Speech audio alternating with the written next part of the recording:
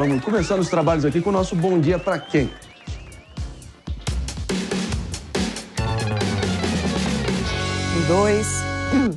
E o nosso Bom Dia de hoje vai para você que mora num país normal, em que periodicamente grupos políticos diferentes se revezam no governo. Já para o sofrido povo venezuelano, é mais um dia vivendo um pesadelo de uma narcoditadura que, como um carrapato ali insano, insiste em não desgrudar do poder.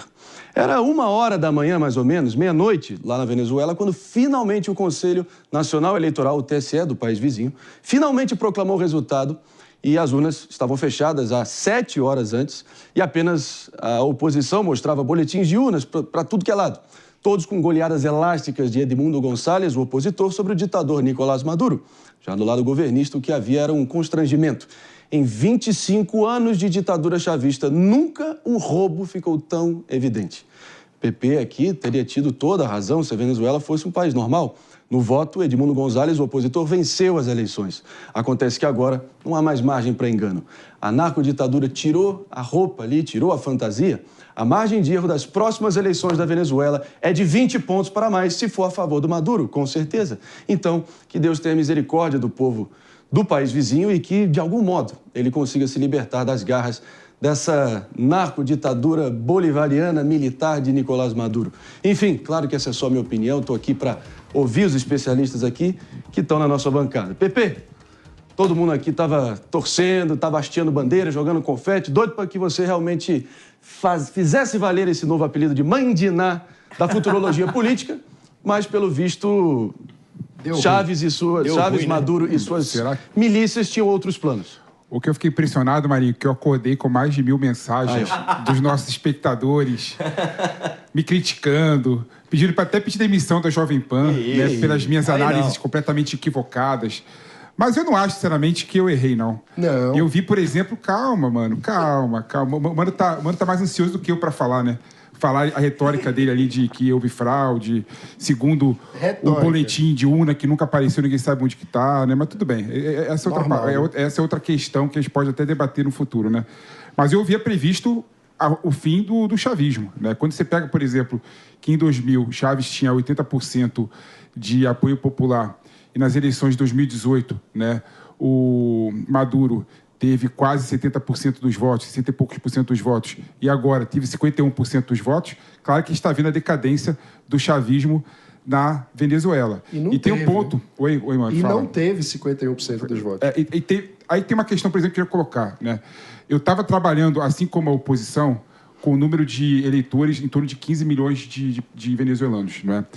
Pouquinho mais de 56% das pessoas foram às urnas, né? A gente sabe que o Maduro, só em funcionário público, né, na estrutura burocrática da Venezuela, tem 20% de pessoas. Então, eu não acharia absurdo, no universo de 56%, o chavismo ter 51%, considerando que a base, né, de sustentação da administração pública da Venezuela tem 20% das pessoas, e considerando as pessoas que recebem apoio de projetos sociais, esse número não é muito diferente do que o número que eu esperava. Por isso que as eleições da Venezuela de 2013, né, que teve o Capriles, que teve mais de 80% de comparecimento às urnas, o Capriles quase, de fato, ganhou do Maduro naquela ocasião.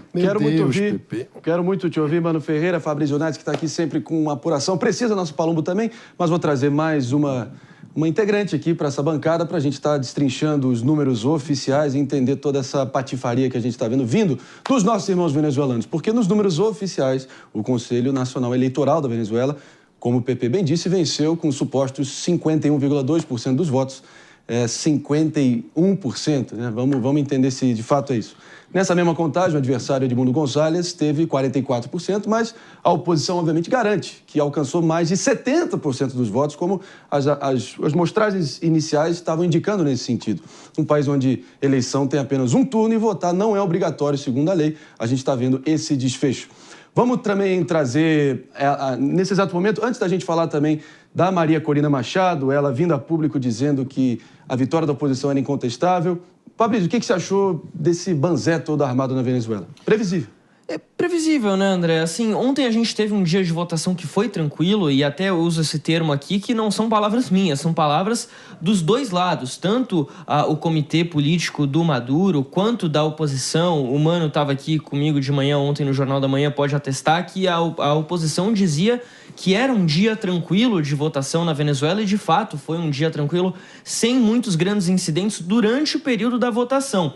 Agora, o que acontece depois é para a gente abrir o olho e ficar bastante, não necessariamente admirado, mas levanta muitas suspeitas, claro. Os boletins de urna que não foram totalmente repassados para a oposição, a Maria Corina Machado disse que o grupo conseguiu ali cerca de 40% dos boletins de urna depois que a votação foi encerrada, e que nesses boletins eles tinham ali uma ampla vantagem contra Nicolás Maduro, mas que os outros 60% dos boletins não foram ali acessados. Ou seja, isso dá uma margem para a interpretação de que a eleição, de fato, pode ter tido ali alguma fraude. É difícil a gente afirmar isso porque, fraude ou não, vitória de Maduro ou de Edmundo González, a gente pode analisar o resultado de diversas formas diferentes, mas a gente só pode ter certeza do resultado se o processo é transparente, se o processo é auditável. E isso não aconteceu, como já era de se esperar. Havia uma expectativa, pela forma como o dia corria, que as coisas iam passar com uma certa normalidade, mas a noite se mostrou bem diferente. Mano, meu querido, eu prometo já te dar a palavra aqui na sequência, mas para aquecer o nosso debate aqui, para somar nessa nossa análise de tudo que está acontecendo, estamos nesse exato momento trazendo a professora de Relações Internacionais da Unifesp, a Regiane Bressan. Tudo bem, professora? Muito bom dia. Bom dia, André. Bom dia a todos que nos assistem. Pois é, a oposição venezuelana já acusou fraudes em diversos outros pleitos no passado, mas pelo que tudo indica, a fraude nunca foi tão escancarada, dada essa falta de lisura, de transparência, a barração de vários observadores internacionais. A gente quer ouvir também toda a sua opinião técnica sobre tudo que a gente está diante no momento, mas eu já vou dar a palavra ao nosso Mano Ferreira para te fazer a primeira pergunta. O meu ponto é que, num processo eleitoral, a transparência tem razão de existir, né? O fato de os dois lados poderem acompanhar o processo de totalização dos votos, o fato de a divulgação de resultados vir acompanhado do detalhamento de urnas, tudo isso são fatores para assegurar a credibilidade do processo eleitoral. A minha pergunta é: por que isso não ocorreu na Venezuela? É indício claro de manipulação do resultado eleitoral em favor do ditador Nicolás Maduro? Existe um constrangimento evidente para que a comunidade internacional tenha dificuldade em acessar e acompanhar esse pleito. A gente tem que lembrar que nas outras eleições, claro que já havia desconfiança, tanto que no Acordo de Barbados, firmado em outubro de 2023, a Noruega liderou esse processo, esse acordo, quando os países da região, bem como outros países interessados, assinaram um acordo pedindo para que a Venezuela fosse transparente, fosse democrática, fosse livre. O grande problema que eu vejo ele é muito anterior, é o fato da própria Maria Corina Machado e Corina Iores, que seriam candidatas da oposição, não conseguirem emplacar suas candidaturas. Então, esse foi um grande problema visto pela comunidade internacional. Maria Corina Machado, ela tem um histórico bastante importante na política do país, ela que já fez várias viagens internacionais, inclusive esteve no Brasil, esteve em São Paulo, pedindo apoio e reconhecimento da dificuldade do governo venezuelano em seguir as regras do jogo democrático, e é nisso que a gente está aqui falando. Portanto, a gente percebe que a oposição já vem tentando se fortalecer há bastante tempo e encontra muitas dificuldades. Além disso, importante lembrar que dos 7,7 milhões de venezuelanos que estão fora da Venezuela neste momento, apenas 67 mil pessoas conseguiram o direito, a autorização para votar, exercer o seu direito a voto fora do país. Aqui no Brasil, apenas a Embaixada da Venezuela em Brasília abriu para a votação. Portanto, em São Paulo, outras capitais, os venezuelanos que aqui se encontram não puderam votar. Além disso, a fronteira venezuelana ela foi fechada na quinta-feira passada, ou seja, venezuelanos que residem fora do país tiveram muita dificuldade, ou nas redondezas, nas regiões de fronteira, tiveram dificuldade de acessar o país, dado que as fronteiras fecharam na quinta, ou seja, esses venezuelanos tiveram que fazer a viagem antes dessa data. Aliás, a fronteira fechou 12 horas antes do previsto. Então, são essas ferramentas, são essas atitudes que nos colocam a muita desconfiança dessa eleição. Por mais que exista, claro, uma urna eletrônica que é conferido com um voto impresso, que ele é impresso naquele momento, ou seja, tenho condições de fazer até a comparação, todos esses elementos dificultam que a oposição tenha condições realmente de concorrer às eleições. Daí toda a desconfiança da comunidade internacional. Agora, olhando todos os desdobramentos, professora Regiane, ontem, o que chamou muita atenção na coletiva do Diosdado Cabello, que chegou até a ser presidente interino da Venezuela por um período, uma espécie de Zé Dirceu que nunca caiu em desgraça, tá? E do próprio Jorge Rodríguez, né, o ex-vice-presidente, nem mesmo eles tiveram a coragem de anunciar a vitória de forma definitiva.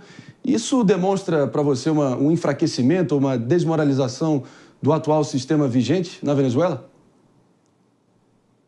Realmente ontem já era 1h da manhã, um pouquinho mais aqui no Brasil, quando o tribunal deles, conhecido como CNE, foi a público fazer uma divulgação muito singela sobre os votos.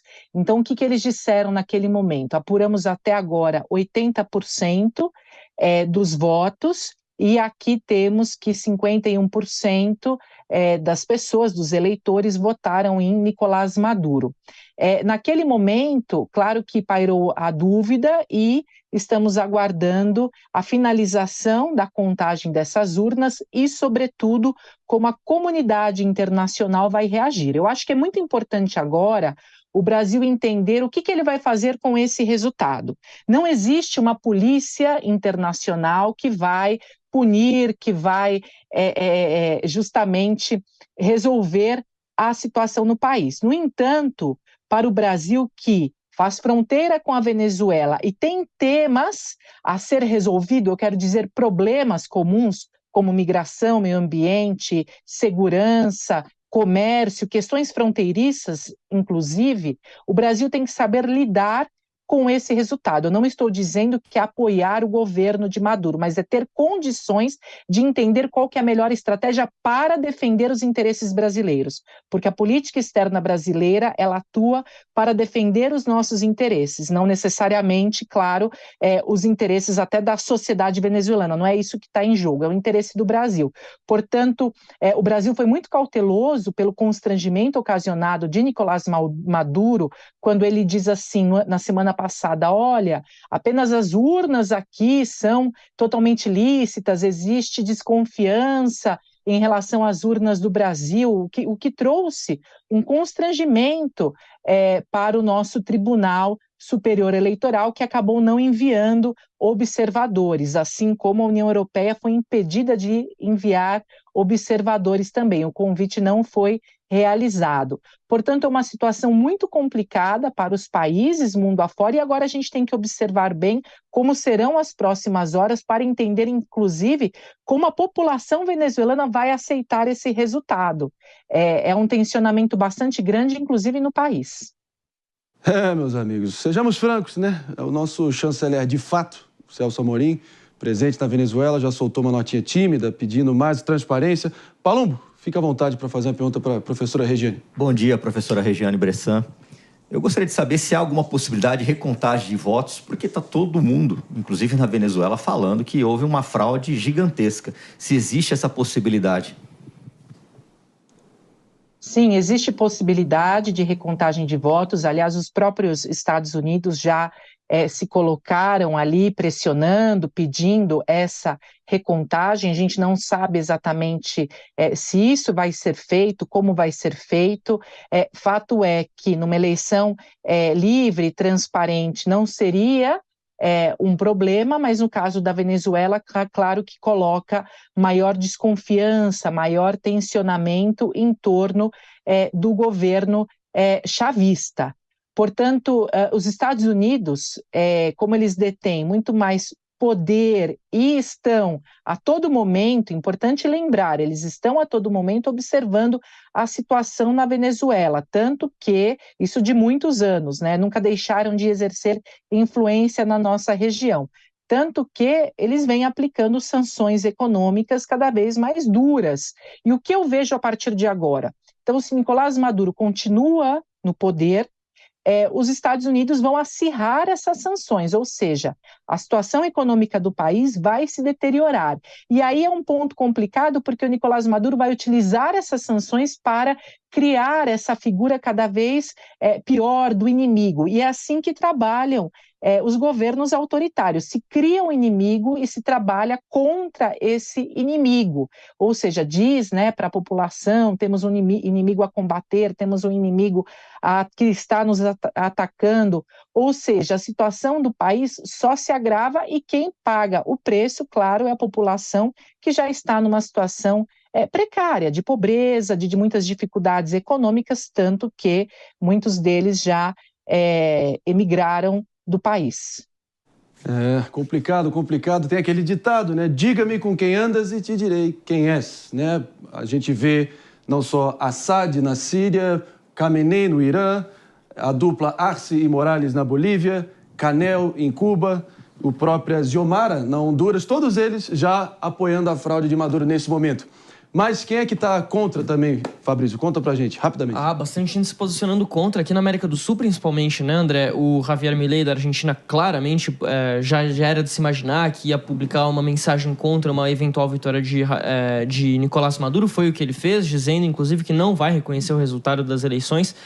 Luiz Lacalle Pou, do Uruguai, também se posicionou, dizendo que não vai aceitar os resultados, não vai reconhecer os resultados, mas tem líderes de esquerda também, né, que no caso do Gabriel Boric, presidente do Chile, dizendo que não dá para confiar nos resultados que vêm lá da Venezuela, pedindo uma recontagem também, pedindo que haja ali a presença de observadores internacionais para realizar, então, esse reconhecimento.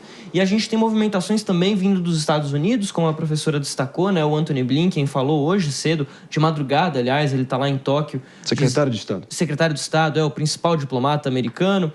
Josep Borrell, que é o principal diplomata da União Europeia, também se manifestando. Então a comunidade internacional, de certa forma, está fechando o cerco contra a Venezuela, em exceção de alguns poucos países que têm ali uma relação mais próxima com o governo venezuelano, né? O caso ali da Rússia e da China, da Rússia, da China e de Cuba também, né? Duas manifestações ainda que são muito aguardadas, André. Além aqui do presidente Lula, que ainda não falou sobre as eleições na Venezuela, o Gustavo Petro da Colômbia. Esse é um nome também chave, porque a Colômbia é um dos países vizinhos da Venezuela, tem um líder próximo a Nicolás Maduro, que é o Gustavo Petro, que ainda não se manifestou. Mas o ministro das Relações Exteriores da Colômbia sim se manifestou. Notinha oficial, e disse que não está ali muito satisfeito com o processo, que pede também a presença de observadores internacionais, ou seja, clima meio estranho por aqui, né? Professora Regiane, vou trazer o nosso Felipe Monteiro para te fazer uma pergunta também. Bom dia, professora. A minha pergunta vai nessa linha que o Fabrício colocou aqui, não é? Vários países da América Latina se colocaram contra o processo na Venezuela. E o Brasil, até agora, ele não falou nada. Falou apenas que vai aguardar a divulgação do boletim das urnas para poder se manifestar. Isso significa muito, né? O fato do Brasil não ter se assodado e ter colocado em favor do governo do Maduro, das eleições na Venezuela, significa muito. Eu queria entender o que você acha que vai sair desse posicionamento do Brasil, né, em relação às eleições da Venezuela. O que tudo indica, podemos ter uma ruptura, né, pela primeira vez entre o Lula e o Maduro, né? A situação do Brasil, tanto da Colômbia, são muito complicadas. Aliás, a pergunta ela é muito importante, muito pertinente, porque nós temos Colômbia, Peru, seguido do Brasil, os países que mais recebem imigrantes venezuelanos. Ou seja, a situação ela começa a nos acometer na medida, por exemplo, que na região de fronteira a gente começou a ter o ressurgimento de certas doenças que estavam controladas ou sanadas no país e que a gente começa a ter novamente essas doenças presentes em nosso território, já que toda a política de vacinação da Venezuela não foi efetuada. Então, eu estou querendo pontuar aqui um problema para a gente entender que esses países, sobretudo Colômbia e Brasil, que fazem fronteira, eles vivenciam diariamente questões comuns que nós temos que lidar. Para o Gabriel Boric, o Chile não faz fronteira com a Venezuela, tampouco recebe tantos imigrantes, ele está numa situação um pouco mais tranquila, mais confortável em se opor. Não estou dizendo que Colômbia e Brasil não vão se opor, mas eu entendo que o próprio Itamaraty, o Ministério das Relações Exteriores, ele tem que calibrar bem como ele vai se posicionar na medida que dificilmente o Brasil sozinho tiraria ou recomporia a democracia na Venezuela.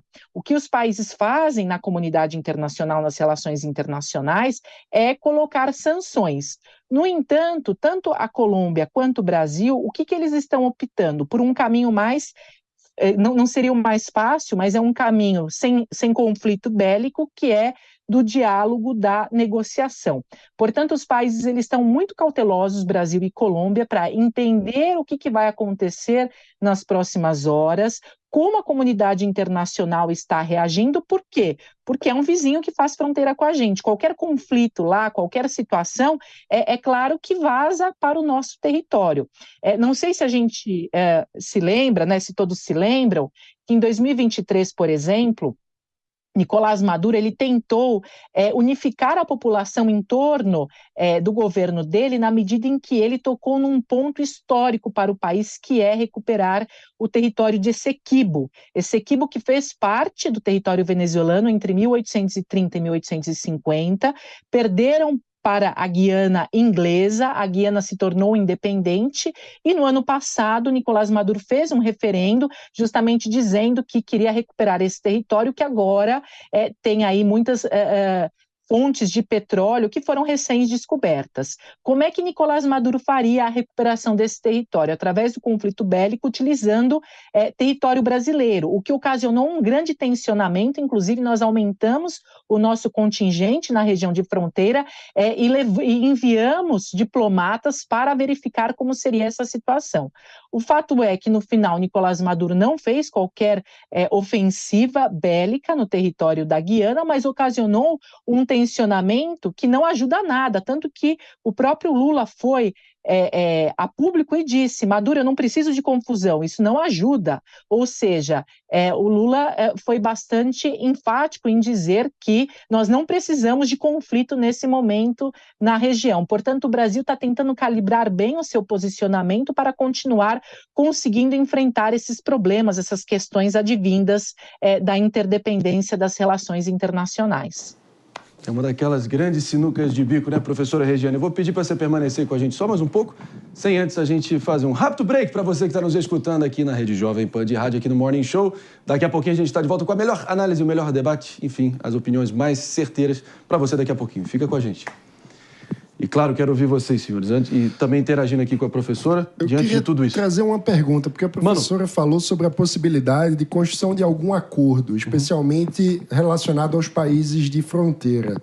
A minha pergunta é: como recuperar condições mínimas de construção de acordo, dado que a Venezuela e Nicolás Maduro acabam de romper o Acordo de Barbados, que foi liderado pela Noruega para tentar trazer condições mínimas de confiabilidade ao processo eleitoral, e com vários pontos que foram claramente desrespeitados, a começar pelo fato da Maria Corina Machado não ter conseguido registrar a sua candidatura. Os observadores internacionais não puderam acompanhar as eleições como estava definido no Acordo de Barbados. Ou seja, qual seria o caminho para ter condições mínimas de confiança para traçar algum tipo de acordo com o regime venezuelano agora?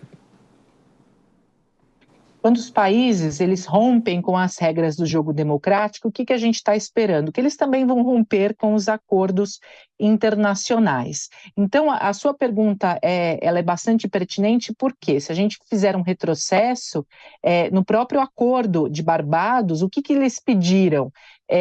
A candidatura livre da oposição, e isso não foi feito. Então, não é só no dia de hoje que nós estamos tensos, preocupados, que nós apontamos alguns e vários problemas, mas é durante todo esse processo, essa campanha eleitoral.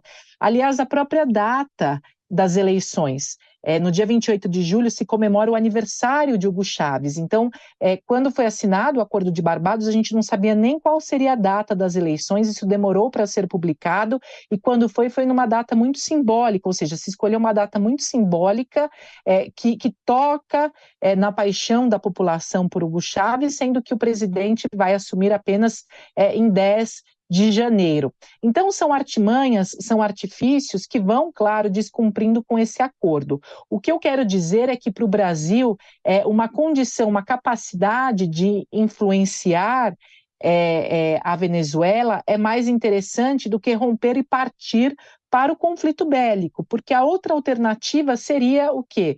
Virar as costas, ter que resolver os problemas numa situação beligerante, conflituosa, e isso às vezes não ajuda aos interesses brasileiros. Como eu disse, nós temos ali uma fronteira importante, temos questões inclusive ambientais, temos questões de segurança e temos que tentar ter um mínimo de diálogo, dado que nas relações internacionais não existe uma polícia internacional para dizer, olha, você está fazendo certo e você está fazendo errado. Portanto, eu vejo que o Brasil, bem como a Colômbia, estão tentando calcular bem isso para entender como é que eles vão atuar e vão lidar agora com esse resultado. Regiane, vou te pedir só para permanecer um pouco mais com a gente aqui. Excelentes comentários, agregando demais aqui para a nossa discussão.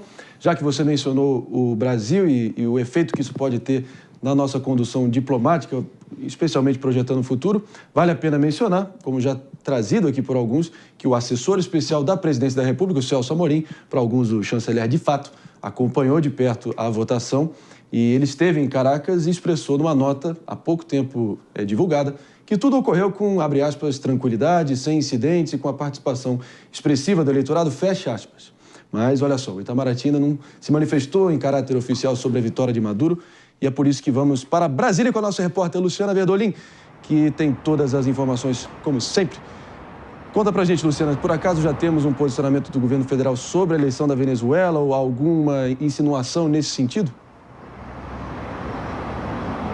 Silêncio absoluto, Marinho, ainda nenhum posicionamento. O que é a informação que está vindo aqui do Palácio do Planalto? É de que eles estão esperando que Celso Amorim, que é o assessor especial para assuntos internacionais, comunique oficialmente ao presidente Lula quais são as avaliações preliminares dele com relação ao assunto. Ele disse que está conversando rotineiramente com o presidente da República. Hoje deve se reunir de manhã com observadores internacionais. Existe a expectativa de que ele se reúna com um grupo ligado a Maduro e com um grupo de oposição. E só aí o governo brasileiro deve tomar um posicionamento oficial. Pelo menos por enquanto, nem parabéns, não falou uma palavra, nenhuma publicação nas redes sociais. O presidente Lula mantém aí absoluto silêncio com relação ao assunto. Na semana passada, a gente viu uma mudança de postura do governo. O presidente Lula disse que viu com estranheza, que ficou até assustado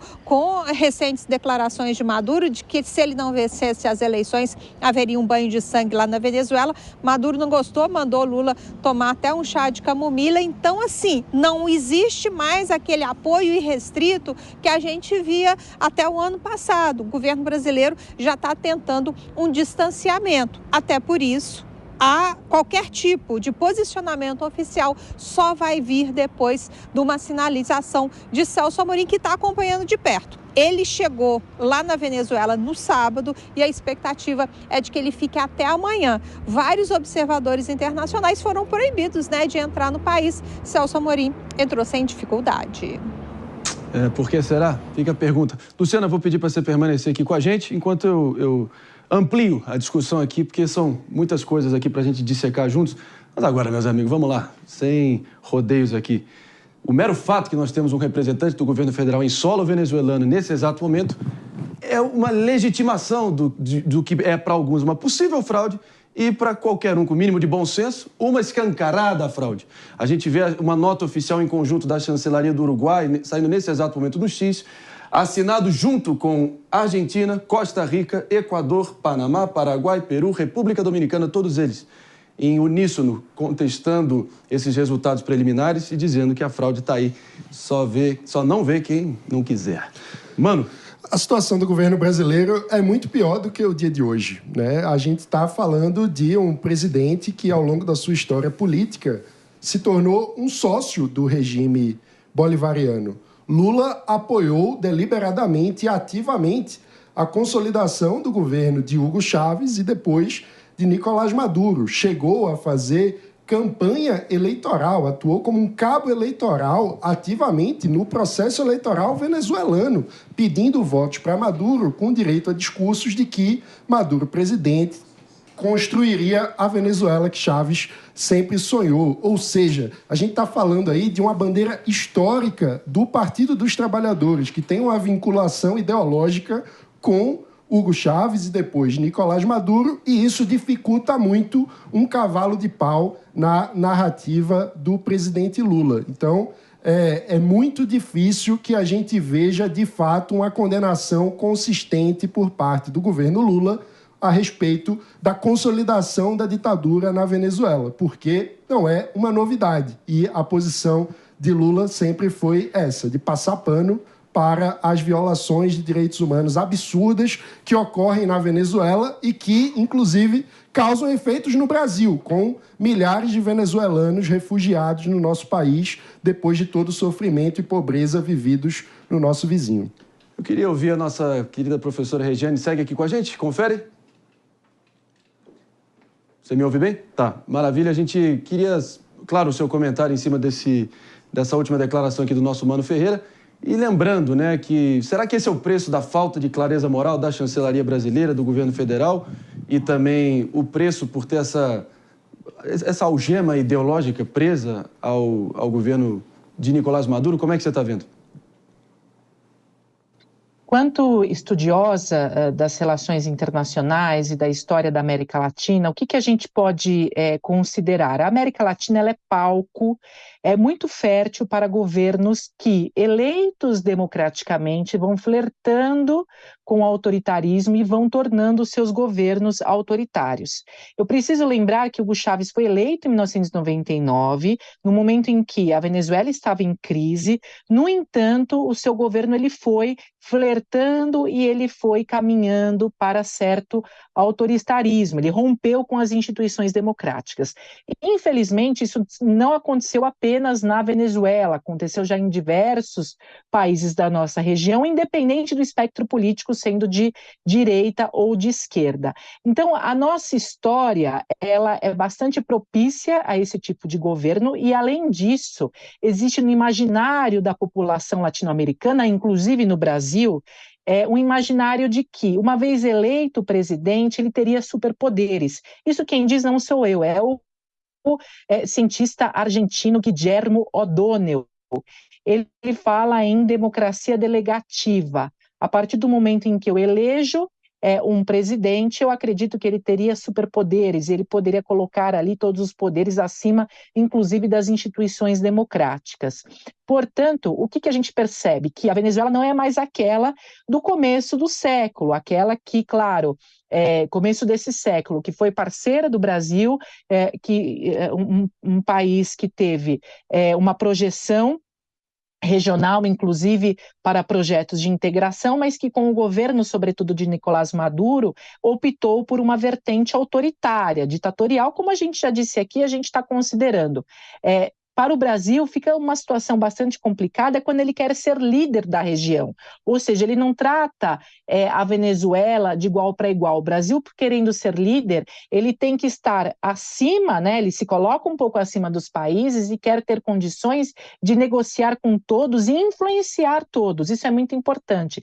Por isso que eu estou dizendo, o Brasil ele tem que entender bem qual vai ser a calibragem, como ele vai atuar a partir desse resultado. Porque quem vai contestar, quem vai conseguir realmente derrubar é a população venezuelana junto à oposição que vai conseguir mudar essa história. O Brasil já disse há muito tempo, e faz parte da história da política externa brasileira, a não intervenção, ou seja, nós não somos um país intervencionista de querer intervir, seja na Venezuela, seja na Bolívia ou seja na Argentina. Portanto, nós estamos acompanhando e a partir desse resultado, a partir dessas condições, vamos conseguir dizer e mensurar como vamos atuar a partir desse resultado. Essa foi a professora Regiane Bressan, obrigada demais, deu uma aula aqui pra gente, muito didática, objetiva e sem dúvida alguma trouxe muita clareza para todos nós aqui. Obrigado, professora, a gente já estende o convite aqui para uma próxima oportunidade muito em breve aqui no Morning Show. Até uma próxima, um bom dia a todos.